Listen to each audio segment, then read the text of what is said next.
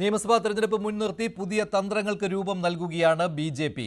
A class മണ്ഡലങ്ങൾ ഉള്ളത് 30 എണ്ണമാണ്. ഇവിടെ പ്രത്യേക തന്ത്രങ്ങളാണ് ഇപ്പോൾ മെനയുന്നത്. നിയമസഭാ തെരഞ്ഞെടുപ്പിൽ സ്ഥാനാർത്ഥികൾ ആകാൻ സാധ്യതയുള്ള നേതാക്കൾക്ക് തദ്ദേശ തെരഞ്ഞെടുപ്പിൽ അതേ മണ്ഡലങ്ങളുടെ ചുമതല നൽകാനാണ് ഇപ്പോഴത്തെ തീരുമാനം. പ്രമുഖ നേതാക്കൾക്ക് 2 വീതം മണ്ഡലങ്ങളാണ് വീതിച്ചു നൽകുക. ഇവയിൽ ഒരു മണ്ഡലത്തിലാകും പ്രധാനപ്പെട്ട നേതാക്കൾ സ്ഥാനാർത്ഥികളാകുക. തദ്ദേശ തെരഞ്ഞെടുപ്പ് സമയത്ത് തന്നെ പ്രവർത്തിക്കുന്നതിനാൽ താഴെ തട്ടിൽ വരെ ബന്ധം ഉണ്ടാക്കാൻ ഇത് ഉപകരിക്കും എന്നാണ് ബി.ജെ.പി. നേതൃത്വത്തിന്റെ കണക്കുകൂട്ടൽ. ഈ മാസം 22-ന് അമിത്ഷായുടെ സാന്നിധ്യത്തിൽ ചേരുന്ന യോഗത്തോടെ മണ്ഡല ചുമതലകളുടെ കാര്യത്തിൽ അന്തിമ തീരുമാനം ഉണ്ടാകും. ഇതാണ് ബി.ജെ.പിയുടെ നിയമസഭാ തെരഞ്ഞെടുപ്പിലേക്കുള്ള തന്ത്രം എന്ന് തന്നെ പറയാം. 2 മണ്ഡലങ്ങളുടെ ചുമതല ഒരു നേതാവിന് നൽകുകയാണ്. ഈ മണ്ഡലങ്ങളിൽ തദ്ദേശ തെരഞ്ഞെടുപ്പ് സമയത്ത് അവർ പ്രവർത്തിക്കണം. ആ സമയത്ത് അവരുടെ പ്രവർത്തനം വിലയിരുത്തും. തദ്ദേശ തെരഞ്ഞെടുപ്പിൽ കൂടുതൽ ആളുകളെ ജയിപ്പിച്ചെടുക്കാൻ കഴിയുന്ന ആളുകൾക്ക് അതേ മണ്ഡലങ്ങളിൽ മത്സരിക്കുവാനുള്ള അവസരമായിരിക്കും ഉണ്ടാവുക. 2-ൽ 1 മണ്ഡലത്തിൽ മത്സരിക്കാൻ കഴിയും. ഒരേ മണ്ഡലത്തിന്റെ ചുമതല 2-ൽ 1-ൽ കൂടുതൽ നേതാക്കൾക്കും നൽകുന്നുമുണ്ട്. 22-ന് ഇക്കാര്യത്തിൽ അന്തിമ തീരുമാനം ഉണ്ടാകും. കൂടുതൽ വിവരങ്ങളുമായി ജി ശ്രീജിത്ത് ചേരുകയാണ് കോട്ടയത്ത് നിന്ന്. ശ്രീജിത്ത്, ഇത് തന്നെയായിരിക്കുമല്ലോ ഇത്തവണ ആരാണ് ഏത് മണ്ഡലത്തിൽ മത്സരിക്കുക എന്ന് തീരുമാനിക്കുക? പ്രമുഖരായ ആളുകളും പാർട്ടിയിലെ മുതിർന്ന നേതാക്കൾക്കും ഇത്തരത്തിലൊരു ചുമതല നൽകുന്നുണ്ടല്ലോ അല്ലേ? ഇപ്പോൾ തന്നെ ചില നേതാക്കൾ ചില മണ്ഡലങ്ങൾ കേന്ദ്രീകരിച്ച് പ്രവർത്തനം സജീവമാക്കിയിട്ടുണ്ട്. താഴെത്തട്ടിലേക്ക് ബന്ധങ്ങൾ ഉണ്ടാക്കിയെടുക്കുന്നുണ്ട്. അതിൽ കഴിഞ്ഞ തവണ മത്സരിച്ച് തോറ്റ മണ്ഡലങ്ങളിലും ഉൾപ്പെടുന്നുണ്ട്. അതുകൂടി പരിഗണിച്ചാണോ ഇവർക്ക് മണ്ഡലങ്ങളുടെ ചുമതല നൽകുക? അതായത് ഒരു നേതാവിന് 2 മണ്ഡലങ്ങളുടെ ചുമതല, ചിലപ്പോൾ ഒരേ മണ്ഡലങ്ങളുടെ ചുമതലയിൽ തന്നെ ഒന്നിലേറെ നേതാക്കൾ വന്നേക്കാം. ഇങ്ങനെയൊക്കെ ഒരു രൂപരേഖയല്ലേ ഇപ്പോൾ ഉണ്ടാക്കുന്നത്?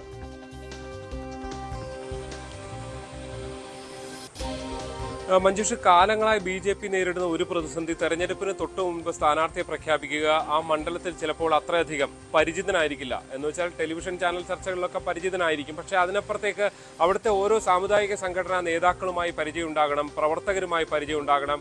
അങ്ങനെയുള്ള ഒരു നേതാവ് എത്തുന്നതാണ് പലപ്പോഴും ഗുണമാകുക എന്ന് ബി.ജെ.പി. നേരത്തെ തന്നെ വിലയിരുത്തിയിട്ടുണ്ട്. പക്ഷേ ബി.ജെ.പിയുടെ കാര്യത്തിൽ അങ്ങനെയല്ല സംഭവിക്കുക. കാരണം ഈ എ ക്ലാസ് മണ്ഡലങ്ങളൊക്കെ പല ജില്ലകളിലായി ആണ് ഉള്ളത്. പക്ഷേ അവിടെ ഈ മണ്ഡലങ്ങൾ ഉള്ള സ്ഥലത്ത് അത്രയധികം തലയെടുപ്പുള്ള ഏറ്റവും മുൻനിരയുള്ള നേതാക്കൾ ഒരുപക്ഷെ ഉണ്ടാകുകയുമില്ല. ഇത്തരം പ്രശ്നങ്ങൾ മുന്നിൽ കണ്ടുകൊണ്ടുകൂടിയാണ് കഴിഞ്ഞ തെരഞ്ഞെടുപ്പുകളിൽ തന്നെ ഇത്തരം ചില നീക്കങ്ങൾ നടത്തിയിരുന്നു. ഇപ്പോൾ വി മുരളീധരൻ അതിനൊരു പ്രധാനപ്പെട്ട ഉദാഹരണമാണ്. കഴക്കൂട്ടത്ത് അദ്ദേഹം മത്സരിക്കുന്നതിന് തൊട്ടു മുൻപ് തന്നെ നേരത്തെ അവിടെ താമസിച്ചുകൊണ്ട് പ്രവർത്തിക്കുന്ന രീതി ഉണ്ടായിട്ടുണ്ട്. ആറ്റിങ്ങലിന്റെ കാര്യത്തിൽ അദ്ദേഹത്തിന്റെ ഫോക്കസ് ഉണ്ടായിട്ടുണ്ട്. അതെല്ലാം ഒരു ഗുണമായി മാറി എന്ന് ബി.ജെ.പിയിൽ വിലയിരുത്തലുണ്ട്. അതൊരു റോൾ മോഡൽ, ഫലത്തിലൊരു മണ്ഡലത്തെ നോക്കി നടത്തി അവിടെ ജയിക്കുക എന്നുള്ളത്, ആ തന്ത്രം ബി.ജെ.പി. ഫലത്തിൽ സംസ്ഥാന വ്യാപകമായി പയറ്റാൻ പോകുന്നു എന്നുള്ളതാണ്.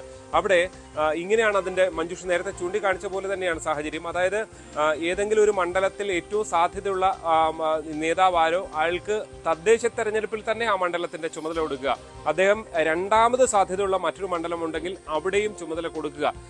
ഇതേ മണ്ഡലങ്ങളിൽ തന്നെ പ്രമുഖ നേതാക്കൾ ഉണ്ടെങ്കിലും പിന്നീട് ആരാണ് സ്ഥാനാർത്ഥിയാകാൻ സാധ്യതയുള്ളത് അതുകൂടി മുന്നിൽ കണ്ട് അവർക്കും ചുമതലകൾ നൽകുന്നുണ്ട്. ഫലത്തിൽ തദ്ദേശ തെരഞ്ഞെടുപ്പ് പ്രവർത്തനങ്ങളുടെ ഏകോപനമാണ് അവിടെ ലക്ഷ്യം വെക്കുന്നത്.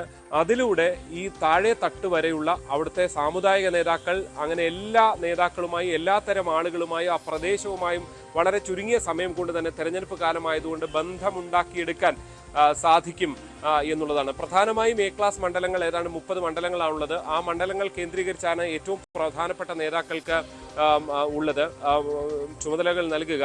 പല നേതാക്കൾക്കും ഇതിനകം തന്നെ ഇപ്പൊ രാജീവ് ചന്ദ്രശേഖരന്റെ കാര്യത്തിൽ അദ്ദേഹം നേമത്ത് മത്സരിക്കും എന്നുള്ളതാണ് ഏതാണ്ട് അവസാന വരെയുള്ള സൂചന. പക്ഷേ ഇതിന്റെയൊക്കെ മറ്റൊരു സാധ്യത കൂടി ബി.ജെ.പി. പരിഗണിക്കുന്നത്, അവസാന ഘട്ടത്തിൽ അവിടെ ആരൊക്കെയാണ് എതിർ സ്ഥാനാർത്ഥി വരിക, അവിടെ ഇപ്പം മറ്റൊരാളാണ് രാജീവ് ചന്ദ്രശേഖരന് പകരം മറ്റൊരാളാണ് മത്സരിച്ചാൽ കൂടുതൽ ഗുണമാകുക എന്ന ഏറ്റവും അവസാന ഘട്ടത്തിൽ തെരഞ്ഞെടുപ്പിന് തൊട്ട് മുൻപ് ഒരു ചിന്ത വന്നാൽ ഇത്തരം ഷിഫ്റ്റുകൾ, അങ്ങോട്ടും ഇങ്ങോട്ടും മാറ്റലുകൾ ഉണ്ടാകുക, ഇതൊക്കെയാണ് ബി.ജെ.പി. ആഗ്രഹിക്കുന്നത്. അതിനാണ് ഈ ഒന്നിലധികം മണ്ഡലങ്ങളിൽ പ്രവർത്തന പരിചയം ഉണ്ടാക്കിയെടുക്കുന്ന ഫലത്തിലൊരു പരിശീലനത്തിലേക്ക് ബി.ജെ.പി. പോകുന്നത്. ഇതിന്റെ ഒരു ആദ്യപടി എന്ന് തന്നെ പറയാമല്ലോ, അല്ലെങ്കിൽ ഒരു അന്തിമ രൂപം നൽകുന്ന ഒന്നാകുമല്ലോ അമിത്ഷായുടെ വരവ്. അമിത്ഷായുടെ വരവിനൊപ്പം തന്നെ പാർട്ടിയുടെ ഒരു സംസ്ഥാന ശില്പശാലയും സംഘടിപ്പിച്ചിട്ടുണ്ട് 23-ാം തീയതി. അതോടുകൂടി ഒരു അന്തിമ രൂപം ഇക്കാര്യത്തിൽ ഉണ്ടാകുമല്ലോ. മുൻപ് കഴിഞ്ഞ തവണയെ കണ്ടത്, അല്ലെങ്കിൽ അതിനു മുമ്പുള്ള തെരഞ്ഞെടുപ്പൊക്കെ എടുത്ത് നോക്കിയാൽ ബി.ജെ.പി. കുറച്ച് നേട്ടമുണ്ടാക്കിക്കൊണ്ടിരുന്ന, വോട്ട് വർധന ഉണ്ടാക്കിക്കൊണ്ടിരുന്ന വർഷങ്ങൾ നോക്കുകയാണെങ്കിൽ ഒരു തവണ ഒരു മണ്ഡലത്തിൽ പരമാവധി വോട്ടുകൾ നേടിയ ശേഷം അടുത്ത തവണ മറ്റൊരു മണ്ഡലത്തിൽ പോയി അതേ സ്ഥാനാർത്ഥി മത്സരിക്കുന്നതാണ് തന്നെയാണ് കണ്ടുവരുന്നത്. ഉദാഹരണത്തിന് ശോഭാ സുരേന്ദ്രന്റെ കാര്യവും കെ സുരേന്ദ്രന്റെ കാര്യവും ഒക്കെ അങ്ങനെയാണ്. അപ്പോൾ ആ ഒരു കാര്യം ഇനി തൊട്ട് ഒഴിവാക്കണം എന്നത് കേന്ദ്ര നേതൃത്വം നിർദ്ദേശം നൽകിയിട്ടുണ്ട് എന്ന് സംസ്ഥാനത്തെ പല നേതാക്കളും പറഞ്ഞിട്ടുള്ളതാണ്. പക്ഷേ ഇതല്പം വൈകിപ്പോയോ എന്നുള്ള ഒരു ചോദ്യം കൂടിയില്ലേ? ഇനിയിപ്പോൾ സംസ്ഥാന നിയമസഭാ തെരഞ്ഞെടുപ്പിന് 1 വർഷത്തിൽ താഴെ സമയമേ ഉള്ളൂ. അപ്പോൾ ഈ മണ്ഡലങ്ങൾ എവിടെ കോൺസെൻട്രേറ്റ് ചെയ്യണം എന്ന കാര്യത്തിൽ ഇതിനു മുൻപും ചില അനൌദ്യോഗികമായ നിർദ്ദേശങ്ങൾ നൽകിയിട്ടുണ്ടായിരുന്നതല്ലേ? ഇപ്പോൾ ഉദാഹരണത്തിന് PK കൃഷ്ണദാസിന്റെ കാര്യം എടുക്കുകയാണെങ്കിൽ അദ്ദേഹം കാട്ടാക്കടയിൽ ആഴ്ചയിൽ ഒരു 4 ദിവസമെങ്കിലും പ്രവർത്തിക്കുന്നുണ്ട്. അപ്പോൾ അദ്ദേഹം ആ മണ്ഡലം ഉറപ്പിച്ചിരിക്കുകയാണ്, ആ മണ്ഡലത്തിൽ തന്നെ മത്സരിക്കും എന്നുള്ള കാര്യം.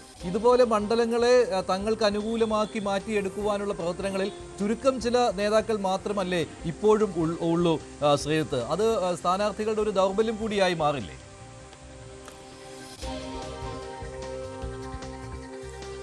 മഞ്ജുഷ്, അതൊരു ശരിയായ നിരീക്ഷണം തന്നെയാണ്. BJPയിൽ ഇങ്ങനെയുള്ള അഭിപ്രായം, ഇപ്പോൾ V മുരളീധരന്റെ കാര്യത്തിൽ അദ്ദേഹം അവിടെ നിന്ന് പ്രവർത്തിച്ചുകൊണ്ടാണ് അത്രയും ഗുണമുണ്ടായത് എന്ന അഭിപ്രായം പറയുകയും അത് പലയിടത്തും അത് പ്രാവർത്തികമാക്കണമെന്നൊക്കെ പറയുകയും ചെയ്യുമ്പോൾ അത്തരത്തിൽ മണ്ഡലത്തിലെ പൊതുപ്രശ്നങ്ങളടക്കം ഇടപെട്ട് പ്രവർത്തിക്കുന്ന രീതി BJPയിൽ ഇപ്പോഴും പരിപൂർണമായും സാധ്യമായിട്ടില്ല എന്ന് തന്നെ പറയേണ്ടി വരും. വീണ്ടും മഞ്ജുഷ് നേരത്തെ ചൂണ്ടിക്കാണിച്ച പോലെ PK കൃഷ്ണദാസ് കാട്ടാക്കട ഫോക്കസ് ചെയ്യുന്നു, അല്ലെങ്കിൽ V മുരളീധരൻ കഴക്കൂട്ടത്ത് നിൽക്കുന്നു, അവിടെയൊക്കെ തന്നെ ഫോക്കസ് ചെയ്തുകൊണ്ട് പ്രവർത്തിക്കുന്നു. ഇങ്ങനെ ചില നേതാക്കൾ പ്രവർത്തിക്കുന്നുണ്ട് എന്നുള്ളത് വസ്തുതയാണ്. ഇപ്പോൾ ശോഭാ സുരേന്ദ്രൻ കഴിഞ്ഞ ലോക്സഭാ തെരഞ്ഞെടുപ്പിന് ശേഷം പ്രഖ്യാപിച്ചത് താൻ ആലപ്പുഴയിൽ തന്നെ നിന്ന് പ്രവർത്തിക്കും എന്നുള്ളതാണ്. ആലപ്പുഴയിൽ ആഴ്ചയിൽ നിരവധി ദിവസങ്ങളിൽ ശോഭാ സുരേന്ദ്രൻ എത്തുന്നുണ്ട്, അവിടെ നിരവധി പരിപാടികളിൽ പങ്കെടുക്കുന്നുണ്ട്. ഒരു പരിധിവരെ ഒരുപക്ഷെ കായംകുളം സീറ്റിൽ ശോഭാ സുരേന്ദ്രൻ മത്സരിച്ചേക്കും എന്നുള്ളതാണ് ഒരു ചർച്ച ഫലത്തിൽ നടക്കുന്നത്. അതേപോലെ തന്നെയാണ്, അതാണ് ഒരു സാധ്യത. പക്ഷെ അവിടെ എതിർ സ്ഥാനാർത്ഥികൾ ആര് എന്നതും BJP പരിഗണിക്കുന്നുണ്ട്, ശോഭയും പരിഗണിക്കുന്നുണ്ട്. അപ്പുറത്ത് തൃശ്ശൂരാണ് മറ്റു സാധ്യതയുള്ള ഒരു സ്ഥലം. അപ്പോൾ അവിടെയും ശോഭാ സുരേന്ദ്രൻ വാർഡ് തല കമ്മിറ്റികളിലടക്കം പ്രവർത്തിക്കുന്നുണ്ട്. അങ്ങനെ പല നേതാക്കളും, മുതിർന്ന നേതാക്കളും ഇതിനകം തന്നെ പ്രവർത്തിച്ച് മുന്നോട്ട് പോകുന്നുണ്ട്. അതായത് ജയസാധ്യത മുന്നിൽ കണ്ടുള്ള നേതാക്കൾ പലയിടത്തും പ്രവർത്തിക്കുന്നുണ്ട്. പക്ഷേ ഈ ഒരു ഏറ്റവും അവസാന സമയത്തെ ഇനിയൊരു 6-7 മാസം ഉണ്ടെങ്കിലും ഈ ഒരു സമയത്തെ പ്രവർത്തനം ഗുണം ചെയ്യും. പ്രത്യേകിച്ച് ഈ തദ്ദേശ തെരഞ്ഞെടുപ്പിൽ ഒരു തെരഞ്ഞെടുപ്പ് പ്രവർത്തനം തന്നെയാണല്ലോ. യഥാർത്ഥത്തിൽ പരിപൂർണമായൊരു ഇലക്ഷൻ മിഷനറി വർക്കാണ് നടക്കുക. ആ സമയത്തെ പ്രവർത്തനത്തിലൂടെ തന്നെ ഈ മണ്ഡലത്തിൽ കാര്യമായി സ്വാധീനം ചെലുത്താനും അവിടെ പ്രവർത്തിക്കാനും ഒക്കെ കഴിയും. അവിടുത്തെ പോരായ്മകൾ എന്ത് എന്ന് മനസ്സിലാക്കാൻ കഴിയും. ഏതൊക്കെ മേഖലകളിലാണ് വോട്ട് വന്നത്, വോട്ട് പോകുന്നത് എന്ന് മനസ്സിലാക്കാൻ കഴിയും. ഫലത്തിൽ തദ്ദേശ തെരഞ്ഞെടുപ്പ് ഒരു സെമി ഫൈനലായി തന്നെ BJP കാണുന്നു എന്ന് വേണം മനസ്സിലാക്കാൻ. അതിന്റെ ഭാഗമായി കൂടിയാണ് ഇത്തരം നീക്കങ്ങൾ ഫലത്തിൽ നടക്കുന്നത്. ഇതിൽ ഏറ്റവും പ്രധാനപ്പെട്ടത് ഇപ്പോൾ 30 A ക്ലാസ് മണ്ഡലങ്ങൾ BJP നിർവഹിച്ചു വെച്ചിട്ടുണ്ടെങ്കിലും അതിൽ തിരുവനന്തപുരത്തെ 5 മണ്ഡലങ്ങളും തൃശ്ശൂരിലെ 3-4 മണ്ഡലങ്ങളും ഇതാണല്ലോ ഏറ്റവും പ്രധാനമായിട്ടുള്ളത്. പിന്നെ മഞ്ചേശ്വരം മണ്ഡലം, അതുപോലെ തന്നെ പാലക്കാട് മണ്ഡലം. അപ്പോൾ ഈ സ്ഥലങ്ങളിൽ ആരൊക്കെയാണ് കോൺസെൻട്രേറ്റ് ചെയ്യേണ്ടത് എന്നുള്ള കാര്യത്തിൽ ഇപ്പോൾ ഒരു ധാരണയായിട്ടുണ്ടോ? പലരുടെയും പേരുകൾ